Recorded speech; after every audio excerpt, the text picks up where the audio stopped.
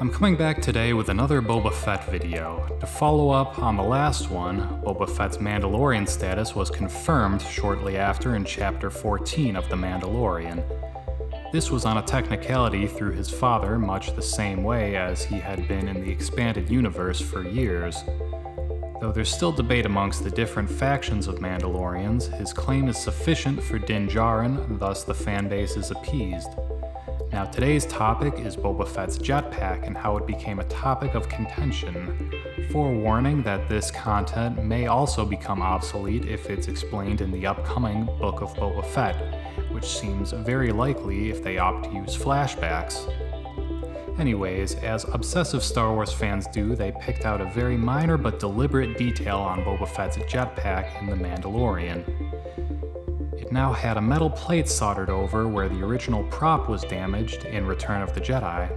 The thing is, most people don't even remember it being damaged in Return of the Jedi, so I'm going to try to explain that. Most would assume that Han striking the jetpack with his axe caused the damage, but closer inspection reveals that the hole in the jetpack was already present before the axe hit. And it makes sense that it would malfunction after the exposed wires were damaged. The previous expanded universe explanation that Han accidentally triggered a manual activation of the jetpack was pretty flimsy.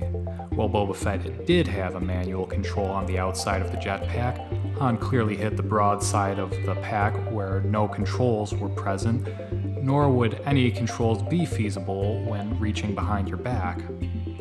Anyways, now that we've established that the jetpack was already damaged some point prior, when does that happen? There's only one logical answer, and that's when Boba Fett is accidentally hit in the back by the deck cannon of the sail barge. Makes sense because this is the only time the jetpack would be damaged, right? Yes, but no. If you go shot by shot, you'll notice numerous continuity errors where the crew switches between the damaged and undamaged jetpack. The biggest offenders being that it's damaged when he first leaves the sail barge and undamaged when he tumbles into the Sarlacc. The behind-the-scenes explanation is that there's multiple props involved when it comes to the hero prop for close-ups or the stunt prop for physical stunts, but the inconsistent use of the damaged prop is still jarring, especially when they seemingly had access to a detailed, clean version later used in the special edition.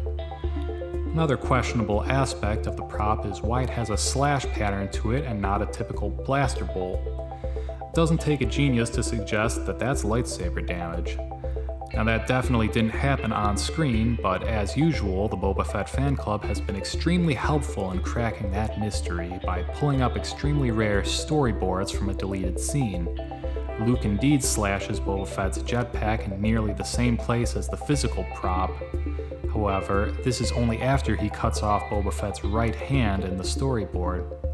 With that scenario, we can safely say that this scene was drastically rewritten before it was filmed with no evidence to if or how the shot would have happened in the final film. To that, we're left with two scenarios. The disappointing one that the damaged jetpack was constructed by prop makers and the concept was abandoned before it was even filmed. This wouldn't be unprecedented because Lucasfilm's Pablo Hidalgo uncovered a prosthetic arm prop made for Luke to portray a special effects shot that was never even filmed. The more intriguing theory, however, is that deleted scenes of Luke and Boba Fett tell the whole story. The Boba Fett fan club holds this theory, citing Dickie Beer's remark that plenty of Boba Fett's stunts were deleted. I asked him myself if he could specifically recall the jetpack damage, but he could not. Still, there's plenty of stuntmen and plenty of unseen footage, so the jury is still out on this one.